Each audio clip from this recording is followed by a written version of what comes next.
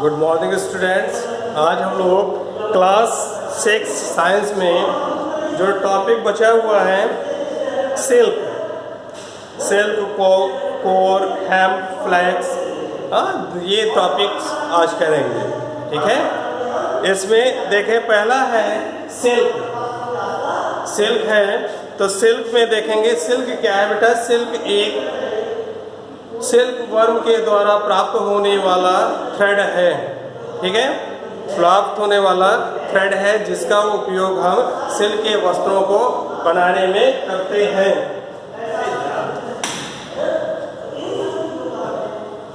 ठीक है, तो सिल्क के वस्त्र बनाने में करते हैं। तो इसमें देखें आप में केवल सिल्क है क्या, ये चीज़ दी हुई है। तो सिल्क एक वर्म होता है जो कि मलबरी का मतलब शहतूत के पेड़ की पत्तियों पर पाया जाता है, जिससे कि हमें सिल्क प्राप्त होता है।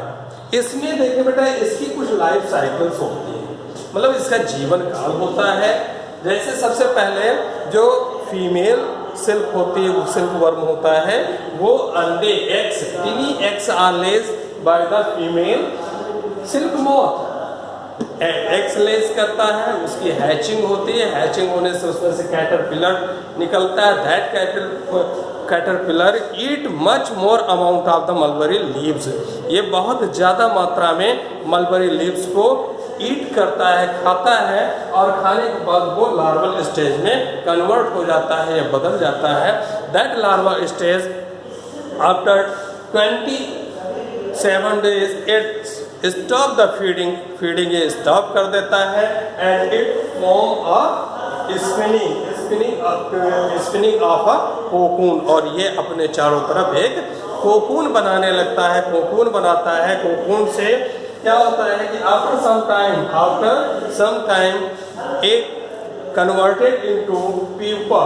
ठीक है, it converted into pupa and pupa develops into the adult.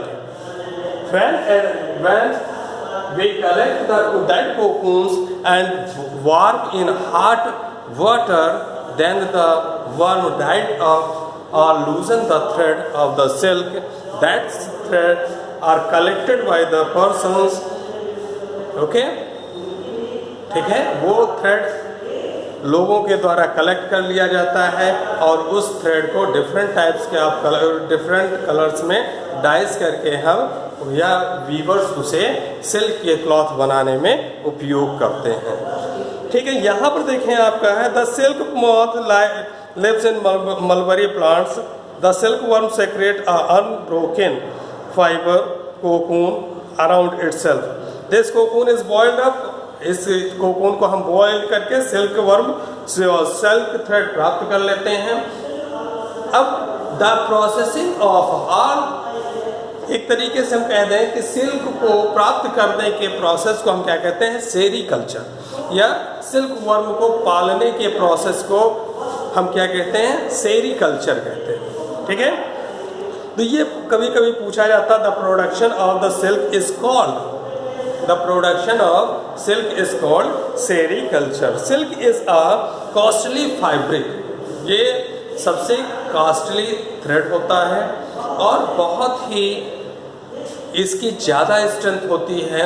इसकी जो ओरिजिनल लेंथ होती है उससे हम उसे 25% तक क्या करते थे, इलास्टिक या उसे स्ट्रेच कर सकते हैं। ठीक है, it is soft, spinning, smooth and touch. It is the strongest natural fibre. सबसे बड़ी चीज़ क्या है, ये सबसे जितने भी नेचुरल फाइबर्स प्राप्त होते हैं उनमें सब में ये सबसे स्ट्रॉन्गेस्ट है। It can be dyes easily. ये आसानी से अलग अलग कलरों में डाई किया जा सकता है। Silk fibre is used for weaving clothes. जो सिल्क फाइबर का उपयोग हम किसके लिए करते हैं बता चुके हैं, सिल्क के कपड़े बनाने के लिए। ठीक, especially traditional dresses in the Indian like saris, kurta, salwar and other wedding clothes के बनाने में इसका उपयोग किया जाता है। Silk had always been prized for its lustre and fine quality. हमेशा सिल्क को उसके बारीकी और चमक के लिए हमेशा उसे पुरस्कृत किया जाता है। ठीक बेटा, नेक्स्ट है इसमें core. Core is a course fibre obtained from the fibrous out covering of the fruit of coconut. Coconut का आप कच्चा वाला नारियल देखते हैं हम लोग, जब नवरात्रि आते हैं तो लाते हैं तो उसके ऊपर जूट की कवरिंग होती है, दैट इज कॉल्ड कोर। उससे जो थ्रेड बनाया जाता है that is coir thread. Okay, जैसे जूट की नारियल की रस्सियाँ लाते हैं वो सब। It is a waterproof fibre that is use to make ropes. ये एक वाटर प्रूफ फाइबर है, इसका उपयोग रस्सी बनाने में, मैट बनाने में, चटाई बनाने में, डोर मैट बनाने में, brushes and stuffing of mattress and pillows. ये तकिया वगैरह में भी भरा जाता है, कुशन्स में भरा जाता है। आप देखते हैं कि सोफे वगैरह में भी इसको बनाने में इसका उपयोग किया जाता है। After that hemp is obtained from the stem of the hemp plant.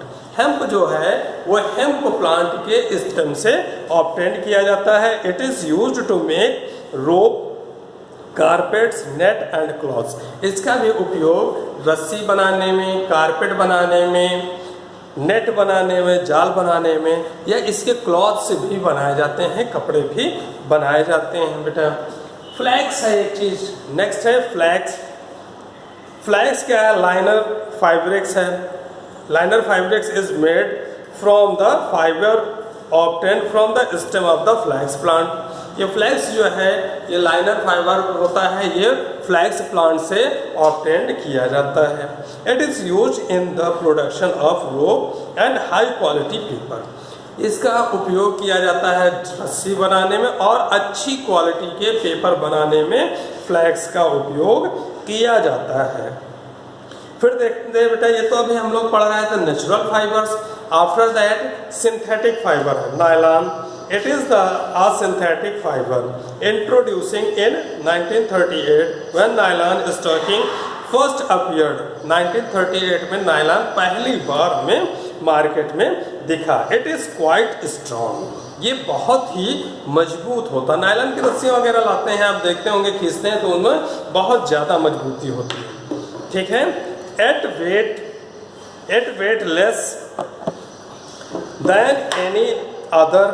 और ये देखें एक चीज़ और इसमें एक खासियत है कि ये बहुत हल्का होता है। कॉमनली यूज्ड फाइबर,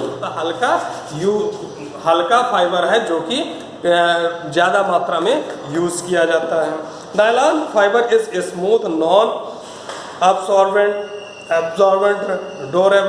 ड्यूरेबल भी है, ज़्यादा चलता है, एंड ड्राइज क्विकली, और जल्दी से सूख जाता है। It is clastic and resistant and so needs no ironings. इसको कोई मतलब ये नहीं कि प्रेस करना पड़े। Nylon melts at high temperature, और ये अधिक टेम्परेचर पर मेल्ट हो जाता है, पिघल जाता है। ठीक है।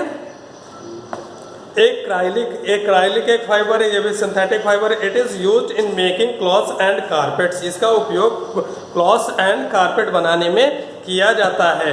ठीक है। इट इज लाइट वेटेड, ये एंड वार्म, ये लाइट वेटेड होता है और गर्म होता है। And is very similar to wool, ये ऊन से काफी कुछ मिलता जुलता होता है।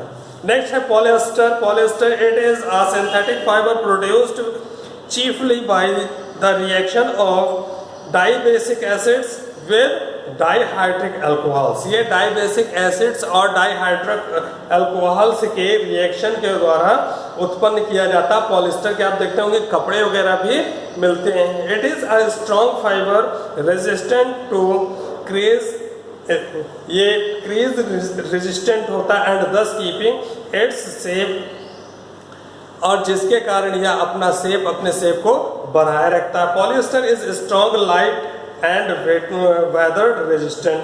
ये जो होता है पॉलिएस्टर स्ट्रॉन्ग होता है, लाइट एंड वेदर रेजिस्टेंट। इस पर मौसम का भी कोई फर्क नहीं पड़ता है। तो बेटा ये था आज का आपके इस चैप्टर का लास्ट टॉपिक। इसके बाद हम लोग अगले उसमें इसकी एक्सरसाइज करेंगे। Okay, thank you.